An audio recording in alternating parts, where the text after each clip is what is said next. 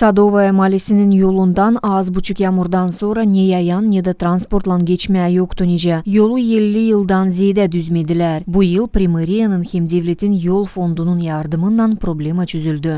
Yolu Angsı Bonlu dik tarafında, ile dik yılmalar üstünde o yolları çok dayanamıyor. Bir tane yani çok sular gelir de o sular alır. Niye koyarsın o yola? Onları su alır indiriyor aşağı.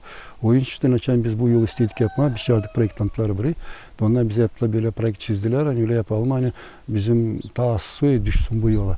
Bütünden yolun düzülmesi için harcandı 800 bin liriden ziyade. Angılarının 570 bini devletin yol fondundan verildi, 300 bini de yerli bütçetten. Yolu doğrulttular, birkaç kat şibyonka koydular, hem suları sapıtmak sistemalarını düzdüler. Daha kır suyunu, hani gelek kırlardan bu sokağa biz onu aldık bir tarafa.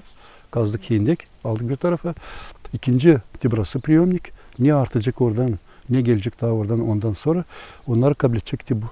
Bundan sonra o gidecek doğru Uzçayır'a. Sadovaya Mahallesi'nin yaşayanları nişanlarlar hani yolu o kadar prosto hani insan eve gelerdi hem transportları bırakardı komşu mahallelerde. Pek çirkin değiller. Şimdi terpi mi? O anda sen esetme, o anda esetme gezme. Pek güzel oldu. Ben buradan gezeyim pazartesi. Şimdi oldu это прекрасно.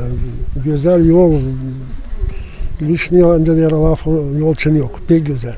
Sıra yol. Gidelim diyeyim bu yolda ne var gitmezse sat karşı kaldırın bacağını yok ne kösteklenme.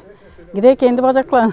Bugünkü günde işler başa çıkırlar. Kaldı sadece su sapıtmak indiklerin üstüne setka hem evlerin girişlerine beton plitalarını koyma. Alona Terzi, Sergey Georgiev, Maria Kazak, UGRT Haberler.